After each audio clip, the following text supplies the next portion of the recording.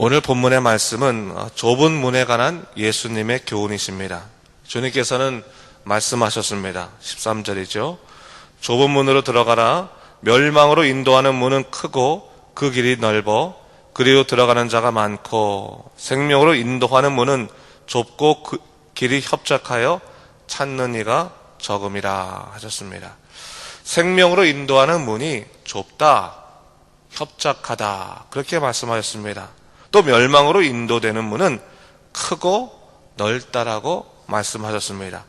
이 말의 의미가 무엇이겠습니까? 우리는 이 본문 속에서 사람들이 그 욕망으로 인하여 정작 생명의 길에 들어서지 않고 멸망의 길로 나아간다는 메시지를 발견할 수 있습니다. 구원은 인간의 관심이나 노력으로 찾을 수 있는 것이 아닙니다. 오직 예수 그리스도의 부르심에 따라 그 은혜로 나아가는 길이 바로 구원의 길입니다. 그러므로 당연히 세상 사람들이 가는 그 길보다 구원의 길은 좁을 수밖에 없습니다. 그렇다면 오늘 본문의 교훈이 구원받은 우리에게는 해당되지 않는 구원받지 못한 자들을 향한 경고의 말씀이겠습니까? 그렇지는 않습니다. 우리가 읽고 있는 산상수훈의 말씀은 하나님 나라라고 하는 전체적인 주제를 가지고 있는데 그 하나님 나라를 누릴 수 있는 자들의 삶이 무엇인가를 사실 우리에게 가르쳐주고 있습니다. 주일 설교 때 제가 이미 말씀드렸지만 이 산상수훈 처음 시작할 때요, 예수님께서 무리를 보시고 산에 올라가셨을 때 제자들이 나왔다 그렇게 이야기하고 있습니다. 이것은 무리들 가운데 주님의 말씀을 따라 살려는 제자들이 있었음을 이야기하고 있는 것이죠. 예수님을 따라다닌다고 해서 다 제자가 아닙니다. 자기 욕망을 이루기 위해서 따라가는 사람들을 성경은 무리라고 말하고 주의 말씀에 따라 그 섭리대로 살아가는 자들을 제자라고 말씀하십니다. 그러기에 산상수훈은 주님의 제자들에게 주시는 하나님의 나라의 교훈이라고 말할 수가 있겠습니다. 자, 그렇다면 오늘 좁은 문에 대한 교훈을 보기 앞서서 오늘 이 본문의 앞에 있었던 교훈은 뭔지 한번 생각해 봐야 돼요. 어저께 우리가 어떤 교훈을 봤죠? 외식에 관한 교훈 보지 않았습니까? 그 외식에 관한 교훈 이후에 어떤 교훈이냐면 자신의 보물을 땅이 아닌 하늘에 쌓아두라고 하는 말씀을 하시죠. 그리고 이 세상 일 염려하지 말고 너는 오직 그의 나라와 그의 의를 구하라 그런 말씀을 하십니다. 그리고 형제들을 비판하지 말라라고 하시는 말씀. 그리고 오늘 본문에 뭡니까? 구하라, 찾으라, 두드리라 그런 말씀이 기록되어 있습니다. 이 모두가요 하나님 나라와 연관되어 있는 교훈입니다. 여러분, 하나님 나라는 어떤 나라입니까? 하나님의 통치와 다스림이 있는 나라, 하나님께서 당신의 백성을 직접 책임지시는 하나님의 사랑이 존재하는 그곳이 바로 하나님 나라입니다.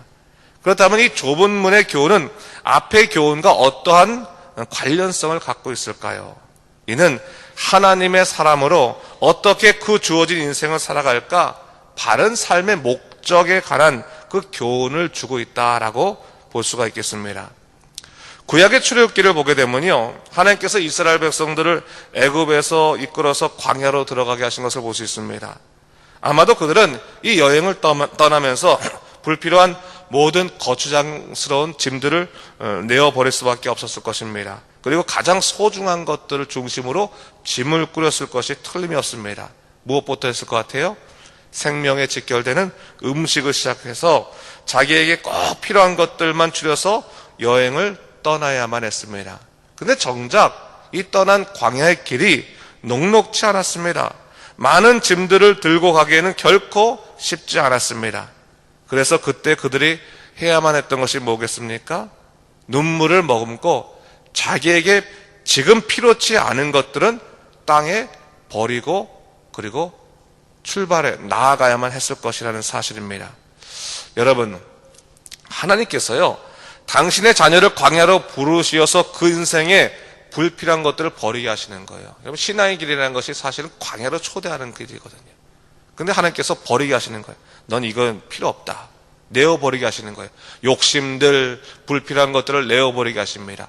그런데 하나님께서요, 놀라운 역사는 뭐냐면 인생의 것들이 버려지면 완전히 우리가 끝장난 것 같은데 사실은 하나님께서 우리에게 어떻게 해요? 하늘을 바라보게 하시는 거예요. 네가 하늘을 바라봐라. 네가 그렇게 걱정이 많고 아무것도 없어서 네가 낙심하고 있는 이 광야 땅에 하늘에서는 하나님께서 너를 위한 만나와 메추라기를 보내주시고 그리고 불기둥과 구름기둥으로 너를 인도하신다. 그것을 알려주시는 거죠. 광야 40년 동안 이스라엘 백성들이 훈련받은 것이 뭡니까? 가장 우선적인 것은 일용할 양식이에요. 내일 일을 걱정할 필요가 없는 거예요. 오늘 하나님께서 내 인생을 책임져 주심으로 오늘 내가 하나님의 사람으로 바로 서는 것, 그것이 이 광야 40년 동안 이스라엘 백성들이 훈련받은 것입니다. 더 이상의 욕심을 품지 아니하고 하나님의 뜻대로 사는 인생, 그것이 하나님 백성으로 마땅한 인생이라고 하는 것을 이 광야 40년 동안 주께서 가르쳐 주신 것입니다. 여러분, 하나님께서요, 우리 인생을 책임져 주신다는 것을 우리가 전적으로 신뢰할 수 있다면요, 우리는 세상 것에 그렇게 욕심 부리지 않습니다. 세상 것에 욕심 부리는 이유가 뭐겠습니까? 없어지면 끝장날 것 같으니까 좀 더 내가 힘이 있을 때, 내가 무언가 할 수 있을 때 더 많은 것을 모아놔야지만 부족할 때 내가 염려 없을 것이라고 하는 미래에 대한 불안감 때문에 사실 우리에게 욕망이 생기는 거거든요. 근데 하나님께서 매일매일 순간순간마다 일용할 양식으로 우리를 지키신다고 하는 것을 믿을 수 있다면 우리는 더 이상의 욕심을 부릴 이유가 없는 것입니다. 그저 하나님의 뜻대로 살고 남는 것은 어떻게 하면 됩니까? 이웃과 더불어 나누면 되는 겁니다. 오늘 좁은 문의 개념은 사실 두 가지가 있습니다. 하나는 구원의 문은 세상적인 방법이 아닌 하나님의 뜻대로 열려있는 부르심의 자리라고 하는 의미에서 좁다라고 하는 의미가 하나 있고, 또 하나의 의미가 있어요. 그 문으로 나아갈 때는 더 이상 하나님의 사람으로 필요치 않은 모든 인생에 불필요한 것을 버리고 그리고 들어가야 된다.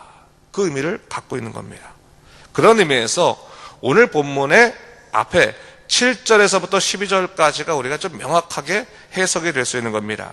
7절, 8절 말씀을 우리 한번 같이 읽어볼까요? 7절, 8절 말씀입니다. 시작. 구하라, 그리하면 너에게 주실 것이요. 찾으라, 그리하면 찾아낼 것이요. 문을 두드리라, 그리하면 너에게 열릴 것이니 구하는 이마다 받을 것이요. 찾는 이는 찾아낼 것이요. 두드리는 이에게는 열릴 것이니라. 이 말씀을요, 자칫 잘못 해석하면 어떻게 해석됩니까? 우리가 구하는 대로 하나님이 다 주신다라고 하는 기복적인 차원에서 이해될 수가 있습니다. 하지만 사실 이 말씀을 그렇게 해석해서는 안 되는 겁니다. 사실 옛날에는 그렇게 가르치신 분도 많이 있었어요. 하나님께서 자녀에게 이 기도하면 안 주시겠느냐, 세상 사람들 더 많이 주신다, 다 구하라, 그럼 하나님께서 다 열어주신다, 문 열어주신다 이렇게 했지만, 사실 이 말씀은 본문의 12절 말씀과 연관되어 있는 겁니다. 이게 한 꾸러미거든요. 12절 말씀을 우리가 또 다 같이 읽도록 하겠습니다. 시작. 그러므로 무엇이든지 남에게 대접받고자 하는 대로 너희도 남을 대접하라. 이것이 율법이요 선지자이니라 했어요. 소위 황금률이라고 불리는 주님의 말씀, 율법의 핵심이라고 볼 수 있는 것 아니겠습니까? 하나님의 사람들이 어떻게 살 것인가의 삶의 자세를 이야기하고 있는 것입니다.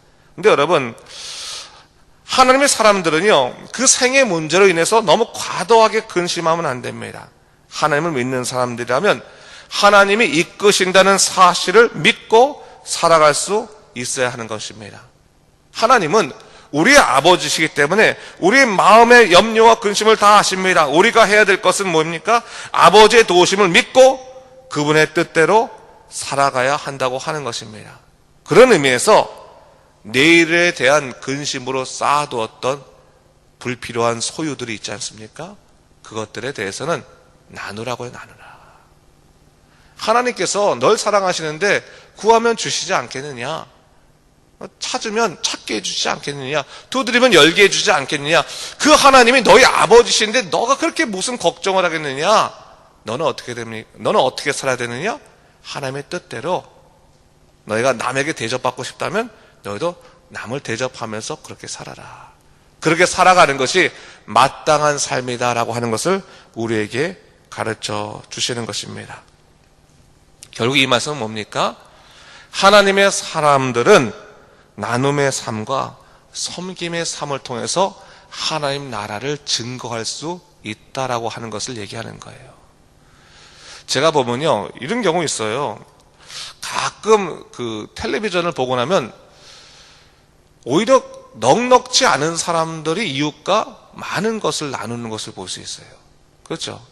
부자들이 나누는 것이 아니라 가난한 사람들이 자기 것을 나누어서 함께 더불어 그 이웃과 기쁨을 나누는데, 이야기를 나누다 보면 그 사람들 중에서 그리스도인들이 꽤 많이 있습니다. 그래서 한 번은 제가 다큐멘터리를 보면서 어떤 분이 이웃과 사랑을 나누는 것을 보면서 고백하는 것을 들었는데 그 얘기를 하더라고요. 하나님께서 한 번도 저를 줄이신 적이 없고 하나님께서 한 번도 저를 실망시킨 적이 없기 때문에 저는 오늘의 나눔을 통해서 사람들에게 그 살아계신 하나님을 전하고 싶었습니다 라고 하는 얘기를 한번 들은 적이 있어요. 제가 그 얘기를 들었을 때 야, 맞다 생각이 들었어요.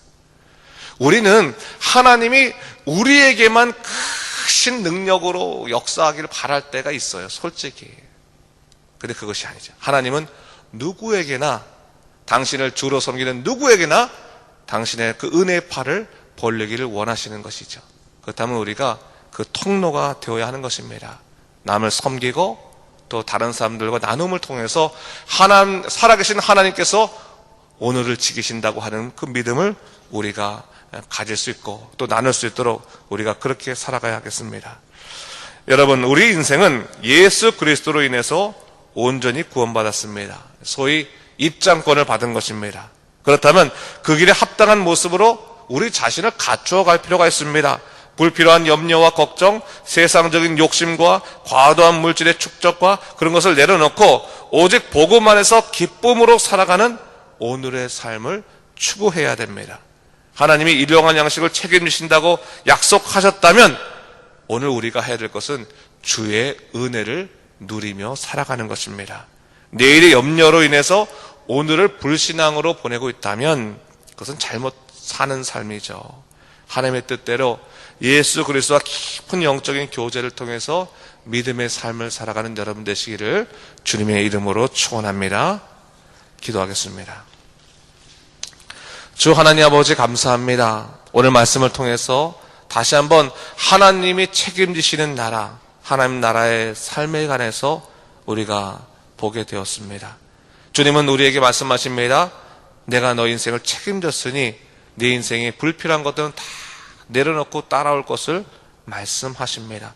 구원의 길을 열어주셨으니 그 좁은 문에 들어가기 위해서는 우리 세상적인 것들 내려놓고 오직 믿음만을 갖고 나아갈 것을 말씀하십니다.